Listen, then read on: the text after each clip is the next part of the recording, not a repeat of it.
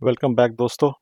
ये हम लोगों का मार्कशीट ट्यूटोरियल का एक्सेल मार्कशीट ट्यूटोरियल का तीसरा पार्ट है, जिसमें हम लोगों ने फर्स्ट पार्ट के अंदर we have created the data कि हमने डेटा बनाया था एक पर्टिकुलर स्टूडेंट वाइज, उनके सब्जेक्ट वाइज डेटा क्रिएट किया था। सेकंड ट्यूटोरियल के अंदर हम लोगों ने सब कॉन्फ़िगरेशंस क्रिएट किए हैं, जिसमें हम लोगों ने एक जनरल कॉन्फ़िगरेशन रखा है और एक मार्क्स से रिलेटेड कॉन्फ़िगरेशन रखा है। अगर ये दोनों वीडियो आप लोगों ने अभी तक नहीं देखी हैं तो दोनों वीडियो मैं वीडियो के डिस्क्रिप्शन में नीचे लिंक दे दे रहा हूँ। उस पे आप जाकर वीडियो 1 और वीडियो 2 दोनों देख सकते हैं। और बेटर ये है कि आप वीडियो 1 वीडियो 2 देख लेंगे तो ही आपको वीडियो 3 अच्छे से समझ में आएगा। बट अगर आप स्किप भी करेंगे तो नॉट अ प्रॉब्लम, कि अगर आप लोग उसमें अगर कैरी ऑन कर सकते हैं वीडियो 1 एंड वीडियो 2 को, तो आप वीडियो 3 में भी कैरी ऑन कर सकते हैं। अगर आप उसको कोई इशू, अगर आपको लगता है कि आपको वो सब डिटेल्स आपको पता है तो देन आप वीडियो 3 भी देख सकते हैं। चलिए गाइस, तीसरा वीडियो हम शुरू कर लेते हैं। तीसरे वीडियो में हम लोग बोलते हैं यहाँ पर, हम लोग इसको तीसरे वीडियो को हम लोग फिर से शीट को नेम रीनेम कर लेते हैं मार्क्स के नाम से। अब हमें देखना यहाँ पर यह है कि हमारे पास दो आपके आ गए हैं, डेटा आ गया, कॉन्फ़िगरेशन आ गया, और हम लोगों को अब हर स्टूडेंट का, हर सब्जेक्ट का ग्रेडिंग करना है और हर स्टूडेंट का टोटल निकालना है। टोटल के ऊपर हम लोगों को ग्रेडिंग निकालना है, टोटल की परसेंटेज निकालना है, और टोटल को के हिसाब से उस स्टूडेंट की क्लास में रैंक निकालना है। ठीक है, तो हम लोग क्या करते हैं, सबसे पहले हम लोग यहाँ पर एक कॉलम ले लेते हैं, रोल नंबर। उसके बाद हम लोग नाम ले लेते हैं। सबसे पहले तो हमें यही चाहिए, हमें एक रोल नंबर चाहिए जो हमारे पास यहाँ पर दिया हुआ है, और सीरियल नंबर जिसको हम बोल रहे हैं वही आपका एक्चुअली रोल नंबर है। ये इसको हम लोग रोल नंबर कर देते हैं। This is your roll number. उसके बाद आप नाम आ गया आपके पास। उसके बाद मैं बोलता हूँ इसके हिंदी में मार्क्स देख लेते हैं। हिंदी में मार्क्स जो हैं आपके, उसके हिसाब से हम लोग क्या करें, हिंदी के मार्क्स आपके यहाँ आ जाएंगे। हिंदी के मार्क्स की हम लोग इनकी परसेंटेज निकाल लेते हैं, परसेंटेज। एंड उसके बाद हम इसका निकाल लेते हैं ग्रेड। ठीक, ये हमारा हिंदी का परसेंटेज एंड ग्रेड आ गया है। सिमिलरली हम लोग इंग्लिश का कर लेते हैं, इंग्लिश का परसेंटेज एंड ग्रेड कर लेते हैं। इसको हम कॉपी करते हैं, कॉपी करके हम यहाँ लेके आते हैं। उसके बाद हम इंग्लिश का कर लेते हैं। ये इंग्लिश है आपका। सिमिलरली हम लोग इसको कॉपी कर लेते हैं, कंट्रोल सी, कंट्रोल वी। ये हम लोग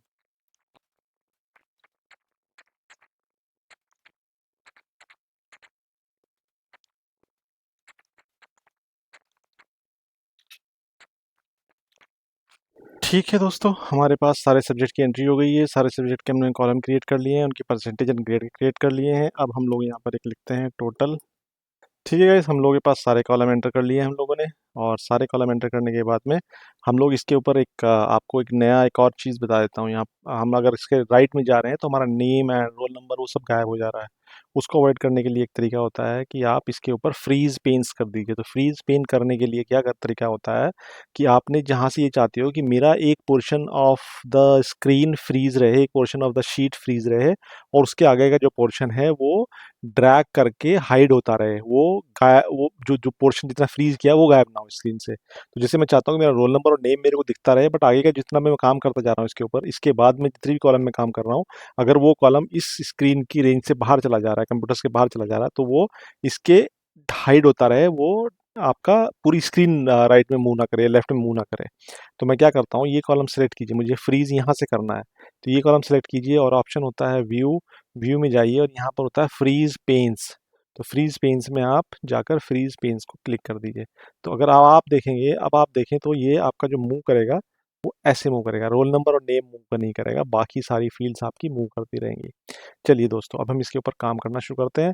पहला हम लोग रोल नंबर पे काम करते हैं। रोल नंबर हमारे पास जो है वो दो तरीके हैं कि या तो हम वहाँ से जो हमारे रोल नंबर पहली शीट के अंदर लिखे हैं वो हम उठा के ले आएँ और यहाँ ला के पेस्ट कर दें। बट वो तरीका जो है बहुत ही क्रूड वे है और उससे हमारा ऑटोमेटेड शीट नहीं बनेगा, क्योंकि कल को अगर मैं सपोज़ रोल नंबर चेंज करता हूँ, रोल नंबर शफ़ल कर देता हूँ स्टूडेंट्स के, तो वो यहाँ पर शफ़लिंग नहीं होगी, बिकॉज़ वो किसी तरह से वहाँ से लिंकिंग नहीं हो रखी है उस डेटा की। तो मैं क्या करता हूँ कि मुझे वो वहाँ से उस डेटा के साथ लिंकिंग करनी है।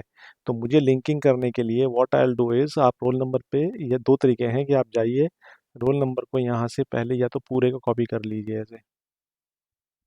पूरे को अगर आप कॉपी करते हैं कंट्रोल सी, और एक यहाँ पर आकर इसको आप पेस्ट, और पेस्ट में आप जाइए, पेस्ट एज लिंक। तो पेस्ट एज लिंक अगर आप करते हैं तो ये देखिए आपका, ये आपका प्रॉपर डेटा निकल कर आ गया है, यहाँ आपके सामने data as a link copy हो गया है यहाँ पर आपका data. Okay, similarly if you go for name, तो आप नाम पे जाइए और नेम को भी कॉपी कर लीजिए और यहाँ पर लाकर इसको पेस्ट एज लिंक कर दीजिए, ये कॉपी हो गया जाएगा। एक तरीका तो ये है आपका कि आपने उसको वहाँ से कॉपी किया और कॉपी यहाँ पर पेस्ट एज लिंक किया, तो आपने पूरा डेटा आपका वहाँ से यहाँ ट्रांसफ़र होके आ गया है और वो लिंकिंग क्रिएट होगी। अगर आप उस डेटा में कुछ चीज़ चेंज करेंगे मेन डेटा के अंदर, मास्टर शीट जो है डेटा की, अगर उसके अंदर चेंज करेंगे तो मार्क्स टेबल के अंदर भी चेंजेस होते रहेंगे, बिकॉज आपने क्या किया है कि हर सेल को, ये रोल नंबर एंड नेम के हर सेल को आपने डेटा से लिंक कर दिया है। दूसरा तरीका देख लेते हैं, दूसरा तरीका इसको हम लोग सपोज अंडू करते हैं, और दूसरा तरीका ये है कि आप इसको equal to and then you come here and click on this particular column, this particular cell, और जैसे ही आप इस सेल के ऊपर क्लिक करते हैं और एंटर कीजिए तो आप देखेंगे यहाँ नेम वन आ गया है आपका। ठीक है जी, अब आप इसको अगर ड्रैग करते हैं, तो अगर इसको आप ड्रैग करते हैं तो ये आपका पूरे नेम्स फिर से वापस आ गए हैं, आपके जो नेम्स जितने वहाँ पर हैं उतने नेम्स यहाँ पर वापस आ गए हैं। तो ये भी एक तरीका है इसको करने का। इसने इस तरीके में क्या है कि इस तरीके से और उस तरीके में डिफरेंस ये कि यहाँ पर आपको मैनुअली करना पड़ रहा है, वहाँ पर आपको वो लिंकिंग कर दे रहा है। लेकिन एक डिफरेंस और है, जो मेजर डिफरेंस है, वो मेजर डिफरेंस ये है कि जो पहला तरीका था उसमें वो डेटा को एज इट इज़ कॉपी करेगा, आप उससे एक्स्ट्रा फार्मूला नहीं लगा सकते हैं, और अगर उससे एक्स्ट्रा फार्मूला लगाना है तो फिर से मैनुअल स्टेप्स में जाना पड़ेगा आपको। तो आप इस केस में भी अगर आप बात करें तो इस केस में भी आपको it is performing the same thing जो आपका वहाँ पर था। जैसे आप यहाँ को मैं कंट्रोल जेड करता हूँ और अब आपका यहाँ पर मैं आपको दिखाता हूँ कि सपोज ये कॉपी कर लेता हूँ मैं डेटा, और ये कॉपी करके डेटा को मैं यहाँ पर लाकर पेस्ट करता हूँ, अगर paste special and I L से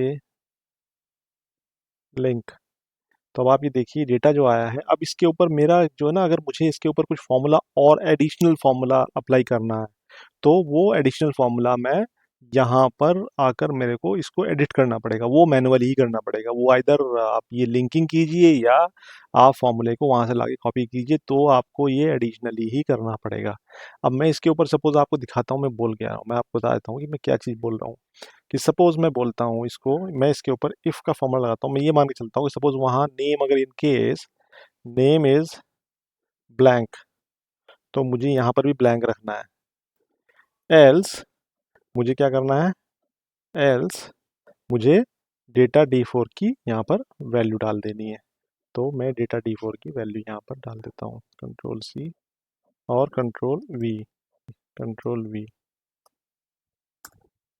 ठीक है जी। अब ये मैं क्या कह रहा हूँ इसके अंदर, कि मैं ये कह रहा हूँ कि अगर डेटा D4 आपका ब्लैंक होता है, मतलब वहाँ नाम नहीं दिया, रोल नंबर तो दिया था बट नाम नहीं दिया है सपोज डेटा के अंदर, तो मेरा यहाँ पर भी नाम ब्लैंक आना चाहिए, और अदरवाइज अगर नाम दिया हुआ है तो प्रॉपर जो नाम दिया है वो नाम यहाँ पर आ जाए आपका। ओके, इससे फ़ायदा ये है कि अगर सपोज मैं बोलता हूँ कि डेटा D4 ब्लैंक है, तो वो पहले केस में भी ब्लैंक आ जाएगा। अगर इक्वल टू करके डेटा D4 करते हो आप, तो वहाँ ब्लैंक है तो यहाँ भी ब्लैंक आ जाएगा। लेकिन इसमें एक एडवांटेज है, मैं बोलता हूँ अगर ये डेटा D4 इज़ ब्लैंक, तो मैं बोलता हूँ यहाँ पर ब्लैंक ना डाल के इसको बोल दीजिए आप लेट्स से नॉट एप्लीकेबल। और अगर मैं अब वहाँ जाता हूँ और वहाँ मैं सपोज नेम वन को लेट्स से मैं डिलीट कर देता हूँ, अब आप देखिएगा यहाँ पर आकर ये NA आ गया। तो दिस इज द एडवांटेज। अगर आप वो खाली equal to sine theta D4 किया होता आपने तो ये ब्लैंक आता, लेकिन अभी क्या आ रहा है, ये नॉट एप्लीकेबल आ गया है प्रॉपर, ये जो आपने उसकी जगह पर वैल्यू फिल करना चाह रहे हैं। ठीक है, तो मैं इसको वापस रिवर्ट कर देता हूँ, और वापस रिवर्ट करते ही देखिए मार्क्स टेबल के अंदर ये फिर से नेम वन आ गया है।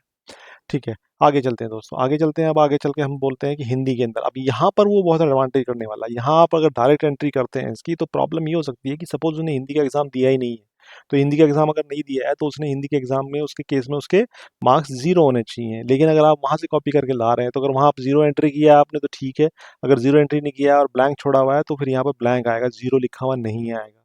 ठीक है, तो उसे करके दिखाता हूँ मैं आपको। जैसे मैं पहले वाले क्या बोलता हूँ, if this is equals to blank, तो मैं बोलता हूँ, अभी मैं बोलता हूँ ब्लैंक ही आ जाए, इक्वल टू, एल्स इसकी वैल्यू आ जाए। ठीक है, 78 आ गया। लेकिन अगर मैं यहाँ बोलता हूँ कि ये जीरो ना कि ये जीरो आ जाए, तो आप ये देखिए, अब 78 है, लेकिन अगर मैं उसके वहाँ मार्क्स जीरो कर देता हूँ, अगर मैं बोलता हूँ ये ज़ीरो था, या मैं यहाँ बोल देता हूँ हाँ ये मार्क्स ज़ीरो थे, तो मैं यहाँ बोलता हूँ कि सपोज मैं यहाँ मार्क्स ज़ीरो कर देता हूँ, तो ये मार्क्स आप यहाँ देखिए ये ज़ीरो आए हैं, वहाँ ब्लैंक था, यहाँ ज़ीरो आ रहे हैं। ठीक है, this is the beauty if you put the proper formula. ठीक है, अब मैं इसको खैर मैं इसको यहाँ पर ज़ीरो ना, चलो ज़ीरो हम ज़ीरो ही कर देते हैं, बट वो मार्क्स रिवर्ट कर देते हैं हम लोग यहाँ पर 78। Let's keep the same marks. Okay, अब हम इसको क्या करते हैं, इसको आपने क्या करना है, इसको आप ड्रैग कर दीजिए नीचे।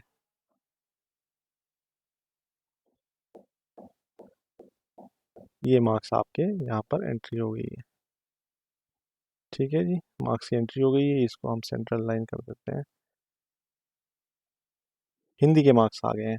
अब इसकी हिंदी के मार्क्स की हम लोगों को परसेंटेज निकालनी है। परसेंटेज निकालने का तरीका आपको पता ही है, परसेंटेज जो होती है हमेशा डिवाइड बाई टोटल मार्क्स कितने हैं, 100 है इसके, जो हमने कॉन्फ़िगरेशन में एंटर किए थे, उसके हिसाब से हमें इसकी परसेंटेज निकालनी है। तो आप इक्वल टू करना क्या है आपने, इसको 78 डिवाइडेड बाई, मैं बोलता हूँ टोटल मार्क्स, क्योंकि हो सकता है 100 ना हो, टोटल मार्क्स आपने 70 रखे हो या कुछ और रखा हुआ हो, तो इसलिए हम लोग इसको वहाँ से ना लेके हम इसको यहाँ से प्रॉपर फॉर्मूला लेंगे, close multiplied by 100, this is giving me the percentage. ठीक है जी, अब इसमें क्या है कि इसमें एक चीज़ है, आप ध्यान रखिएगा कि ये परसेंटेज आपने कर लिया है। अब आप क्या कर रहे हैं परसेंटेज में, कि आपने D4 को कॉन्फ़िगरेशन C7 से किया है। कॉन्फ़िगरेशन C7 के अंदर एक वैल्यू मेंशन की है आपने, 100, टोटल मार्क्स इज़ 100। अब वहाँ टोटल मार्क्स 70 करेंगे तो 70 के हिसाब से, टोटल मार्क्स 80 करेंगे तो 80 के मार्क्स के हिसाब से आपकी परसेंटेज ड्राइव करेगा ये। ठीक है, अब इसमें हम अगर इसको, जैसे हम लोग हमेशा ड्रैग करते आए हैं आज तक फॉर्मूला, जैसे ये फॉर्मूले हैं हम लोगों ने जितने भी ड्रैग किए हैं फॉर्मूले हैं, या जो हमने कॉपी किया है उसको हम ड्रैग कर रहे हैं, और ड्रैग करने से हमारा वो नीचे की टेबल को भी फिल कर दे रहा है।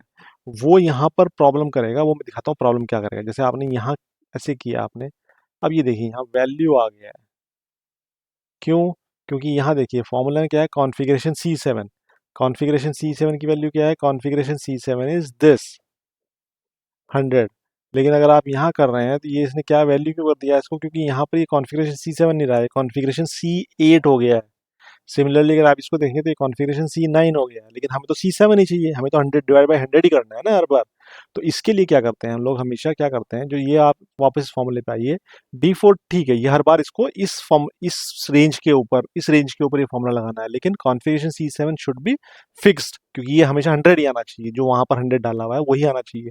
इसको फिक्स करने के लिए क्या करते हैं हम लोग, हमेशा इसकी रेफरेंस वैल्यू लेते हैं, और रेफरेंस वैल्यू के लिए हमेशा क्या कीजिए आप, F4 प्रेस कीजिए। अगर आपके लैपटॉप में या डेस्कटॉप में आपका F4 बटन सीधे दिया हुआ है तो F4 सीधे प्रेस कीजिए, नहीं तो फंक्शन F4 प्रेस करना पड़ेगा। आपके जो लेटेस्ट लैपटॉप है उसमें फंक्शन के ऊपर आता है वो। ठीक है जी, तो फंक्शन F4 प्रेस कीजिए।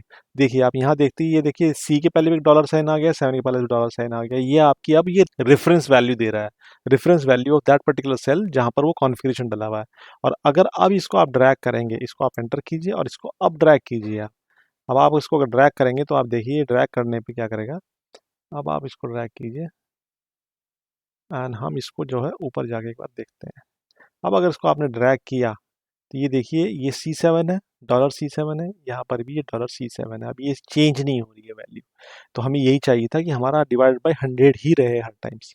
ठीक है, अब आपकी परसेंटेज आ गई है, परसेंटेज के बाद हम लोगों को ग्रेड ड्राइव करना है इसका। ग्रेड कहाँ से आएगा, ग्रेड आपका यहाँ से निकालना है, आपको ग्रेड यहाँ पर दिया हुआ है, और परसेंटेज अगर ये है तो ग्रेड ये है। ठीक है, चलिए गाइस, अब इसको हम देखते हैं कि इसके अंदर हम ग्रेड के लिए कैसे कैलकुलेशन करते हैं। ग्रेड हम लोग कैसे कैलकुलेट करके लेके आएंगे, based on these marks, whatever marks और percentage we have got here and the combination of this configuration table. अब इसके लिए हम लोग क्या करेंगे, इसमें हम लोग लगाएंगे एक फॉर्मूला होता है if then else. If then else मतलब मैं कहना क्या चाह रहा हूँ कि if marks is 78%, if marks is 78%, तो ग्रेड क्या बनती है, else if marks is less than 70% तो ग्रेड क्या बनती है, लेस देन 80% तो लेस देन 60% तो ग्रेड क्या बनती है, लेस देन 50% तो ग्रेड क्या बनती है, और लेस देन 33% तो ग्रेड क्या बनती है। वो हम लोगों को, बिकॉज ये हमें इसलिए करना पड़ रहा है कि आपकी हर 10 नंबर के ऊपर आपकी ग्रेड चेंज हो रही है। तो हर 10 नंबर के ऊपर ग्रेड चेंज होने की वजह से हम लोग इसके अंदर इफ़ देन एल्स का फॉर्मूला लगाना पड़ेगा कि if it is this then this, if it is this then this, if it is 100, if it is 100 then this, if 90 then this, if less than 80 is this, if less than 70 is this, if less than 60 is this, if less than 50 is this, if less than 32 is this, right? Hopefully मैं आपको समझा पाया हूँगा। ठीक है, अच्छा चलिए मैं उस फॉर्मूला को दिखाता हूँ आपको कि फॉर्मूला हम लिखते कैसे हैं। मैं लिखता हूँ इफ मैं बोलता हूँ कि आपने पहला लॉजिकल टेस्ट ये करना है कि इफ दिस इज ब्लैंक,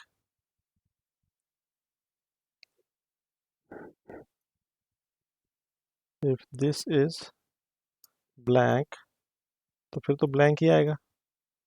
अगर ये ब्लैंक नहीं है then if this is less than equal to, तो हम लोग नीचे शुरू करते हैं, less than equal to this, तो आपका क्या होना चाहिए, देन क्या आएगा इसके अंदर value, then the value will be, grade will be this, needs improvement. ठीक है,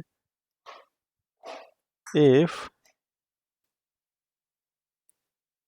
your marks is less than equal to 50, then grade will be this. If the marks is 60,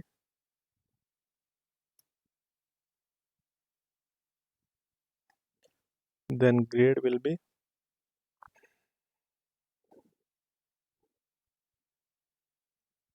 this, is less than equal to 60, then grade will be this. So and so forth. तो मैं guys आप लोग इसको बीच में मैं थोड़ा सा फटाफट ये फॉर्मूला लिख देता हूँ। बाकी अगर आपको ये फॉर्मूला नहीं समझ में आया तो आप ये फॉर्मूले को यहाँ से कॉपी कर सकते हैं, एक नोट पैड के ऊपर ले जाइए और वहाँ पर इसको आप आराम से समझ सकते हैं इसको। ठीक है, ओके गाइस, अब हम लोग इसको देख लेते हैं फॉर्मूले को। फॉर्मूला मैंने यहाँ पर लिख लिया है। फॉर्मूला आप देखिए, ये फॉर्मूला है आपका, अगर E4 इज लेस, अगर ब्लैंक है तो E4 की वैल्यू, अगर ब्लैंक है तो ब्लैंक आएगा। E4 की वैल्यू अगर वो आपकी इस कॉन्फ़िगरेशन से, पहले वाले कॉन्फ़िगरेशन से कम है, अगर इस कॉन्फ़िगरेशन से कम है तो उस कॉन्फ़िगरेशन के हिसाब से, अगर इससे कम है तो नीड्स इम्प्रूवमेंट आएगा, अगर इससे कम है तो ये आएगा, इससे कम है तो ये आएगा। अगर 60 से कम है तो बी आएगा, 70 से कम है तो बी प्लस आएगा, 80 से कम है तो ए आएगा। उसके हिसाब से ये फॉर्मूला आपका यहाँ पर हम लोगों ने लिख दिया है। इसमें सिर्फ एक चीज़ ध्यान रखना है हमने, वैसे तो रिपीटेटिव हो रहा है फॉर्मूला ये, बट इसमें सिर्फ एक ही चीज़ का ध्यान हमने रखना है कि अब आपको इसमें जो मेन चीज़ है वो ध्यान रखने वाली ये है कि एक तो इसमें जितने कॉल, जितने ब्रैकेट आपने स्टार्ट किए हैं उतने ब्रैकेट आपको यहाँ पर क्लोज करने हैं। ठीक है जी, एक तो ये मेन चीज़ है। और एक दूसरे अगर हम इसके अंदर देखेंगे, अभी जैसे ये यहाँ पर ग्रेड इसका ए आ गया, लेकिन मैं इसको अगर सपोज नीचे ड्रैग करता हूँ, यहाँ ये बी प्लस आ रहा है, लेकिन इसमें क्या है देखिए, यहाँ पर देखिए आप डिफरेंस देखिए, यहाँ ये F22 एंड D22 से शुरू हो रहा है, लेकिन यहाँ पर ये क्या हो गया है, F23 एंड D23 हो गया है। तो हम लोगों को क्या करना पड़ेगा, जैसे हम लोगों ने पिछली टेबल के अंदर किया था, हमें सेम काम यहाँ पर करना पड़ेगा। और सेम काम करने के लिए हमें क्या करना पड़ेगा, we have to reference it in the same way as we have reference the, in way have reference the here. जैसे हम लोगों ने यहाँ रेफरेंस क्रिएट किया डॉलर साइन के साथ, वैसी रेफरेंस हमें यहाँ क्रिएट करना पड़ेगा इन सब के लिए। तो हम लोग यहाँ पर रेफरेंस क्रिएट कर देते हैं, वही FN F4 करना है। ठीक है गाइस, ये मैंने कर दिया है, आप एंटर प्रेस कीजिए। अभी ये आ रहा है, लेकिन यहाँ पर जो है, अगर मैं इसको अब देखिए चेंज करता हूँ, यहाँ पर ये इसको मैं ड्रैग करता हूँ, और ड्रैग करने के बाद में अगर मैं यहाँ देखता हूँ तो अब ये देखिए आप 22 वही डॉलर साइन के साथ आ गया है। तो अब ये चेंज नहीं हो रहा जैसे पहले चेंज हो गया था। अब मैं इसको क्या करता हूँ, इसको पूरे को ड्रैग कर देता हूँ नीचे, पूरे में इसको नीचे ड्रैग करते जाता हूँ। ओके, सो लेट्स सी, ये आपकी डिफरेंट इसकी ग्रेड्स बन के आ गए हैं। ठीक है जी, अब इसको ग्रेड्स में अभी नीड्स इम्प्रूवमेंट काफ़ी बड़ा हो जा रहा है, और अगर मैं इसको पूरे को रखूँगा तो ये टेबल काफ़ी बड़ी हो जाएगी। तो मैं अब हम क्या करते हैं, नीड्स इम्प्रूवमेंट को हम लोग जो है कुछ शॉर्ट फॉर्म कर देते हैं ताकि वहाँ पर इतना बड़ा ना आए। मैं बोल देता हूँ N dot I dot, right. So now it will not be coming as big as it was there earlier. ठीक है, वो मैं आपको दिखा देता हूँ यहाँ पर। देखिए अब यहाँ पर एन आई आ गया है उसका। ठीक है, तो ये आपका हम लोगों ने हिंदी के मार्क्स एंटर कर लिए हैं। इसी तरीके से हम लोग बाकी सबके मार्क्स भी एंटर करेंगे। मैं मार्क्स एंट्री करके आपको फिर वापस मिलते हैं। एक बार मैं मार्क्स एंट्री कंप्लीट कर देता हूँ इसकी, एंड देन हम लोग इसके बाद आपको मिलते हैं फिर से। ठीक है, ओके गाइस, हम लोगों ने अब इसके अंदर अपनी सारी एंट्री कर ली है। अगर आप देखेंगे तो मैंने बाकी जो एंट्रीज थी वो भी आज के इसके अंदर कर दी है। ग्रेड की जैसे इंग्लिश की कर दी है, सिमिलरली मैथ्स की है, साइंस की है, सोशल स्टडी की है और कंप्यूटर्स की कर दी है। ये फार्मूलेज जो हैं, वैसे मैं आपको ये शीट ही दे दूंगा और ये फार्मूले भी मैं आपका किसी एक टेक्स्ट फाइल के अंदर लिखकर नीचे डिस्क्रिप्शन में डाल दूंगा। वहाँ से आप डाउनलोड कर सकते हैं अगर आपको फार्मूले में कोई इशू हो रहा है तो वहाँ पर फार्मूले जो जो हमने फार्मूले यूज़ किए हैं मैं एक शीट के अंदर लिखकर वहाँ पर डाल दूंगा, सो दैट आपको अंडरस्टैंड करने में ईजी रहे। वैसे मैं शीट ही दे दूंगा ये, तो आप शीट को यूज़ करके भी समझ सकते हैं।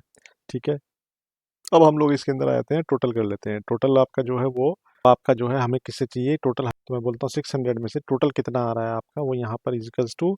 अब इसको हम क्या करेंगे कि हम इसके सबके सम कर लेंगे। So it is coming as 500। So हमें क्या करना है, ये सबका सम करना है, तो सबको टोटल कर लेते हैं। ठीक है जी, टोटल आपका ये परसेंट, टोटल आपका ये आ गया है, ये for each student the total of total marks obtained is this. तो हम इसके टोटल परसेंटेज निकाल लेते हैं। टोटल परसेंटेज अब आपकी 100 से नहीं निकलेगी, बिकॉज अब हमें टोटल ओवरऑल परसेंटेज निकालनी है। तो ओवरऑल मार्क्स कमिंग फ्रॉम 600, तो हमें 600 के हिसाब से इसकी परसेंटेज निकालनी है। तो उसके लिए हम क्या करेंगे, अगेन सेम फार्मूला अप्लाई कीजिए आप। दे मेन जो आपके मार्क्स ऑब्टेन्ड है divided by 600 and multiplied by 100। तो ये आपकी इसकी परसेंटेज आ गई है। ठीक है, और इस परसेंटेज को अगर अब फिर वही चीज़ है कि हमें V2 जो है आपका जो 600 है वो हमें फिक्स रखना है। तो फिक्स रखने के लिए हम लोग क्या करते हैं, F4 प्रेस कीजिए, तो आपका ये फिक्स हो जाएगा। और आप इसको मैं नीचे ड्रैग कर देता हूँ। अगर मैं इसको नीचे ड्रैग करता हूँ तो ये आपको हर कॉलम और हर सेल के अगेंस्ट में आपको परसेंटेज निकाल के दे देगा। अब इसमें देखिए एक चीज़ प्रॉब्लम आ रही है कि जो ये डेटा है आपका, इसमें 83.3333 इसने ये 4-5 तक प्रिसीजन तक निकाल दिया है। तो इसको कम करने के लिए हम लोग क्या करते हैं, हमेशा इस पर राइट क्लिक कीजिए। राइट क्लिक करने के लिए फॉर्मेट सेल पे जाइए और फॉर्मेट सेल्स पे जाके आप इसमें देखिए ये नंबर्स आ रहा है। नंबर में हम लोग इसको क्या कहते हैं, हम लोग इसको सिर्फ 2 डिजिट तक निकलवाते हैं, 2 डेसिमल प्लेसेस तक निकलवाते हैं। इससे 2 डेसिमल प्लेसेस कीजिए और इसको ओके कर दीजिए। तो अब ये 2 डेसिमल प्लेसेस तक आपको मार्क्स टोटल परसेंटेज बता रहा है। ठीक है, अब हम आता है, फिर आते हैं हम लोग, फिर से आते हैं ग्रेड के ऊपर। ग्रेड में again the same formula which we have applied for other grades, वही फॉर्मूला यहाँ पर अप्लाई होगा, तभी आपकी ये टोटल ग्रेड निकाल के बताएगा मेरे को। ठीक है जी, तो मैं वो फॉर्मूला जो है अप्लाई कर लेता हूँ। ये देखिए मैंने यहाँ पर फॉर्मूला अप्लाई कर दिया है। ये फॉर्मूला अप्लाई करने के बाद में आपका ग्रेड टोटल निकल के आ गया है, और इसको अब मैं ड्रैग कर देता हूँ तो ये मेरे को ओवरऑल ग्रेड्स बता देगा इस पर्टिकुलर स्टूडेंट के लिए। तो जैसे पहला स्टूडेंट है उसकी A+ आ रही है, दूसरे की A आ रही है, तीसरे की नीड्स इंप्रूवमेंट आ रहा है। ठीक है जी, ये आपका आ गया ग्रेड्स के लिए फॉर्मूला।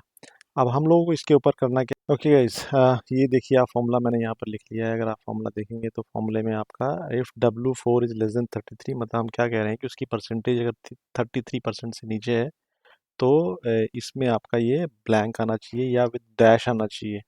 और अगर आपकी उसकी परसेंटेज और उसके टोटल मार्क्स जो हैं अगर वो ब्लैंक है तो ब्लैंक आएगा, नहीं तो हमने क्या किया, टोटल मार्क्स के ऊपर एक फॉर्मूला होता है रैंक।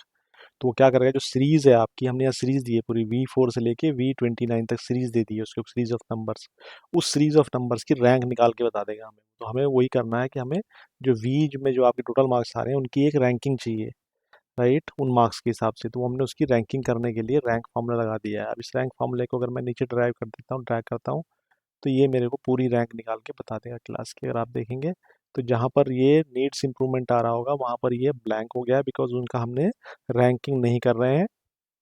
उसके अलावा हम बाकी लोगों की रैंकिंग कर रहे हैं। तो रैंक रोल नंबर 1 और नेम 1 इज रैंक 1।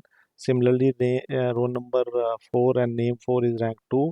सिमिलरली नीचे रैंक 3 आ रहा होगा, रैंक 4 5 6 आ रहा होगा। ठीक है जी, ये आपके आपके रैंक आ गई है। अब हम एडमिशन नंबर कहाँ से लाएंगे, एडमिशन नंबर हमारे पास मेन डेटा के अंदर थे। तो हम लोग क्या करते हैं, वहाँ से एडमिशन नंबर को कॉपी कर लेते हैं और कॉपी करके यहाँ पर लाकर पेस्ट कर लेते हैं। एडमिशन नंबर हमने यहाँ से कॉपी कर लिया है, Ctrl+C, एंड हम यहाँ लाकर इसको पेस्ट कर देते हैं, पेस्ट। ठीक है, सिमिलरली अटेंडेंस भी हमारे पास मेन डेटा शीट के अंदर है। अटेंडेंस भी हम लोग यहाँ से पिक करते हैं, Ctrl+C एंड मार्क्स में जाके अटेंडेंस को हम लोग पेस्ट कर देते हैं। ठीक है दोस्तों, अब हमारी पूरी टेबल पूरी तरीके से तैयार हो गई है। अब हमें इस टेबल को एक बार हम लोग फाइनली फॉर्मेट कर लेते हैं। जनरली अपने जो हम फॉर्मेटिंग ऑप्शंस यूज़ करते हैं, पूरी टेबल को सिलेक्ट कीजिए। सिलेक्ट करने के बाद में हम लोग कहाँ जाते हैं, हम लोग जाते हैं बॉर्डर के ऊपर। Let's go to all border. हम लोगों ने इसको पूरा बॉर्डराइज कर दिया टेबल को। उसके बाद हम लोग कहाँ जाते हैं, उसके बाद हम लोग इसका हेडर को पिक करते हैं।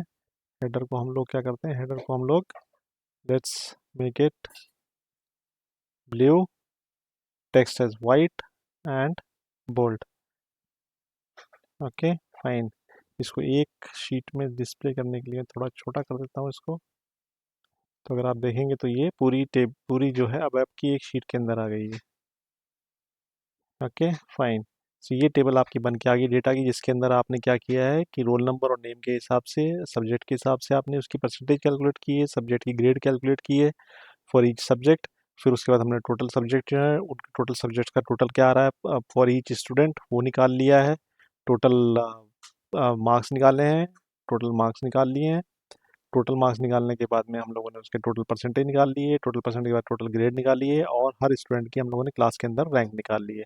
तो विद दिस हमारा जो है 3 शीट पूरी जाती हैं, आपकी डेटा शीट पूरी जाती है, कॉन्फ़िगरेशन पूरी जाती है और मार्क्स शीट पूरी जाती है।